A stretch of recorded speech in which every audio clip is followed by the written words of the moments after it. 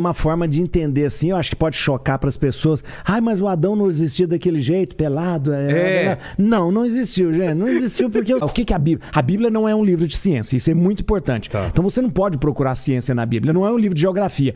Então quando você olha a religião de forma lúcida, sem fanatismo, você vê que ela é muito bonita. Padre, eu tenho várias dúvidas. Vamos lá. A gente tava falando sobre esse vazio na época do Gênesis, da separação. Isso. Eu queria entender a Igreja Católica se tem uma voz única ou se é uma interpretação de cada padre sobre o quanto é uma fábula, o quanto é uma metáfora e o quanto realmente aconteceu.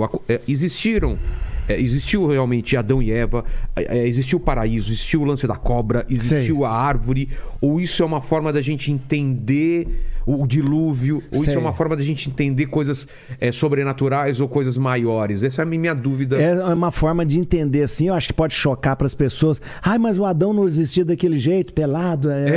Não existiu, gente. Não existiu porque é o seguinte, a gente tem que ser muito honesto com isso. Vamos entender o seguinte, o que a Bíblia quer contar? A Bíblia quer contar que Deus criou o homem e a mulher. Ser humano, Ser humano. E ele criou como? Aí a Bíblia, ela mostra de um jeito... Se a gente entender, a história de Adão e Eva, ela é uma parábola, uma história do século X antes de Cristo. Então, se você pensa século X antes de Cristo, não é muito tempo, tempo para quando o homem começou a existir. Nós temos um ancestral comum, Homo sapiens, que é de 200 mil anos atrás. Nós sabemos de onde esse Homo sapiens ele se originou, na África. Todo mundo sabe disso. Então, nós não podemos contestar isso, né? Na África, o Homo sapiens, a gente teve outros, né? O Pteranodons, a gente teve também o Australopithecus. Só que a gente está colocando a evolução junto com a Bíblia. Sim, né? Que elas podem caminhar junto. E a igreja nunca teve problema com isso. Deus pode ter criado do jeito que ele quisesse. E ele pode ter usado a evolução para isso. Deus deu start. Tá!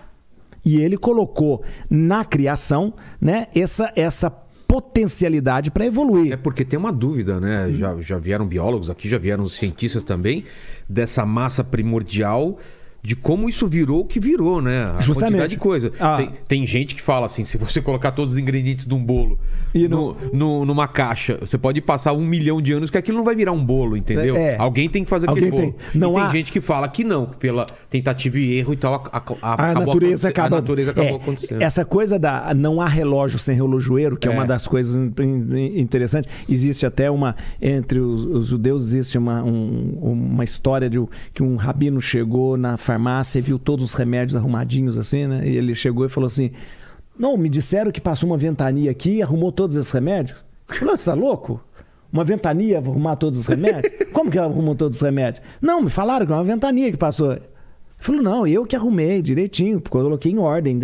Falou, é isso que vocês falam para todo mundo, né? Que passou uma ventania, deu um... Né? Mas, e deixou...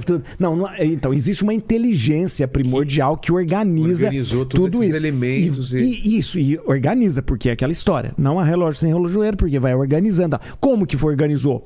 Pode ter colocado, sim, na natureza, uma lei. A gente fala de lei da natureza. Né? Quem colocou isso lá na lei para que ela desenvolvesse dessa forma? Sim, Deus pode ter feito isso.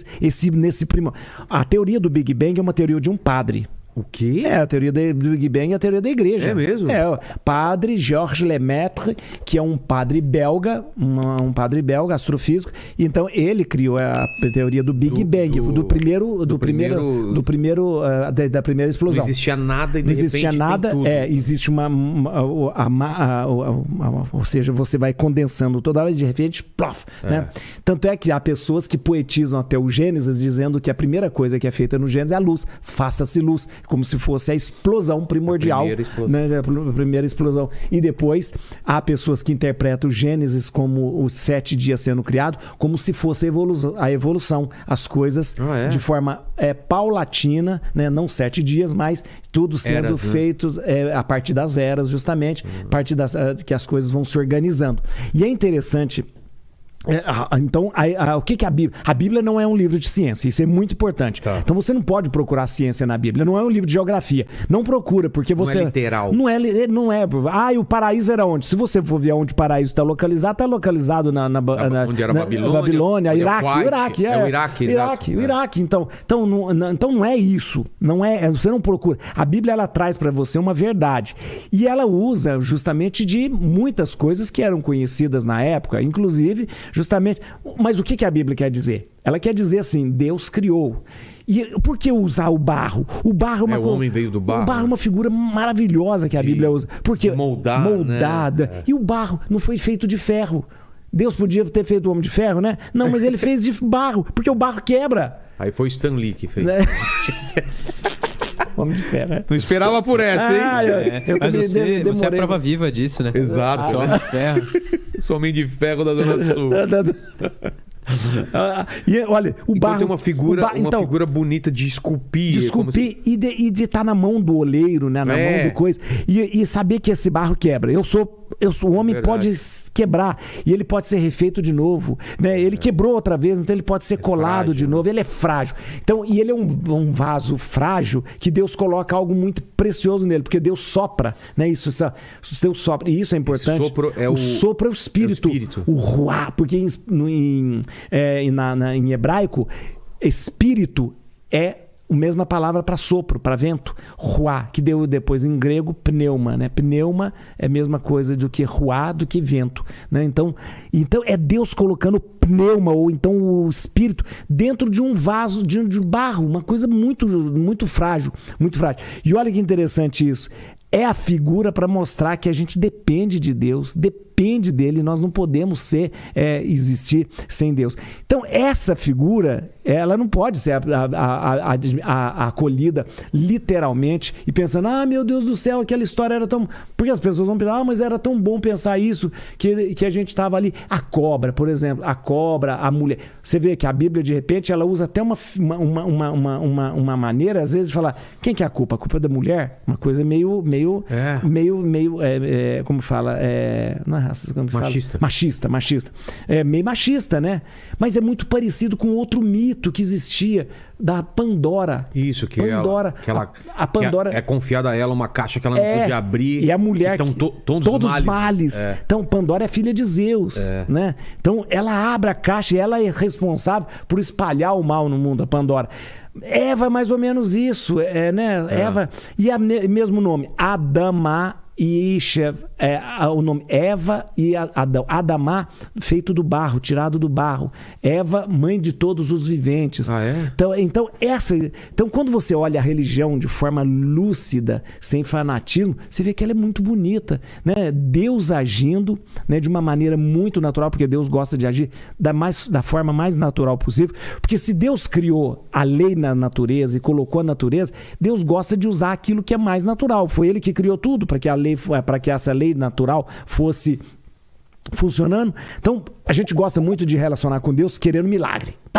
Milagre. Abre o mar vermelho, abre aquelas coisas. Mas Deus sempre prefere o jeito natural. Ele já criou esse mundo. Ele já botou o mundo para funcionar dessa forma. E é maravilhoso, tudo que você olha no mundo é um milagre maravilhoso, né? Nós, ocidentais, temos mania de pensar que o milagre tem que quebrar a ordem da natureza para a gente acreditar, né? Então, a ordem da natureza estava assim, então quebra para a gente acreditar. E não é assim. Naturalmente, tudo que Deus fez está acontecendo, né? Você imagina, Vilela, você tem só o planeta, só o nosso sistema solar. Nosso sistema solar, ele pode ter uma explosão que ter dado, ele gira ao redor do Sol, esses 9, não é mais 9 planetas, que uma não é mais planeta, gira numa órbita elíptica até hoje. Por que é a ordem elíptica e não é uma ordem circular? Porque essa ordem elíptica é a única maneira dos planetas não se chocarem. Mas quem colocou essa ordem elíptica nesta grande explosão que aconteceu para que esses planetas girassem? Então, essa inteligência primordial que organiza tudo isso não pode ser descartada de forma alguma. Mas a gente tem que ver isso de uma maneira mais natural e deixar de ver a religião, a fé, a Bíblia como um conto de fada. como um conto de fada. Porque, de repente, a gente não conversa mais com as pessoas, porque as pessoas falam, me conta outra, né? Vai falar isso. Não pode também levar só pra conto de fadas e não pode ser literal. Não pode ser literal, não pode ser literal. E saber, ela me traz uma verdade que é me trazida através de uma parábola, através de um conto, né? Para eu entender. Nós temos livro na Bíblia, nós temos livros históricos, coisas históricas que aconteceram e tal. Se você pegar o livro dos Macabeus, é pura história do helenismo. Você vai ver lá Alexandre Magno, você vai ler Rei Antíoco, você vai ler Rei Demétrio, Rei Alexandre Balas. Tudo que você estuda na história, você vai ver o período, a dinastia Aquemênida, da dinastia Seleucida, da dinastia os Macedônios. Tudo tá ali. Mas você vai ver livro na Bíblia também, que é um poema. Jó é um poema. O livro de Jó. Jó não existiu como homem. Ele não era. Não? Não. Isso Jó... é uma sacanagem fizeram com Jó. Né? Então, olha aí. Nossa, eu sempre fiquei pensando, Deus faz uma aposta com o diabo pra ver, vou tentar lá. Vou tentar te sacanear, vamos lá, eu quero ver até onde você... Nossa, cara, eu nunca entendi direito esse negócio de Jó. É um poema, e é um poema maravilhoso, Jó. O livro de Jó é um poema maravilhoso, por quê? Porque ele dá uma rasteira nessa teologia da retribuição, que é uma perversidade. O que é a teologia? A teologia da retribuição é você assim, se você é rico é porque você é abençoado. Tá. E se você é abençoado, você deve dar bastante dinheiro para a igreja. Muito disso, porque você vai ser mais abençoado. Você é pobre, então você... Sabe por que você é pobre? Porque você não ajuda a igreja. Você é pobre, sabe por que você está ruim? Porque você não dá dízimo. Então você é pobre, Deus... Então isso é teologia da retribuição, que é perverso. Entendi. E Jó quebra tudo isso, por quê? Porque Jó chega um momento em que as pessoas falam assim, Jó, sabe por que Deus abençoa você? Porque você é... sabe por que você é rico? Porque Deus abençoa você. Sabe por que você é muito temente a Deus? Porque você é rico. Tem uma família boa. Aí vai tirando tudo, tirando tudo. E ele continua amando a Deus do mesmo jeito. Então não é porque Deus dá que ele vai deixar de amar a Deus. Então é uma coisa muito interessante para jogar por terra essa teologia da retribuição. Senão seria só interesse, né? Então,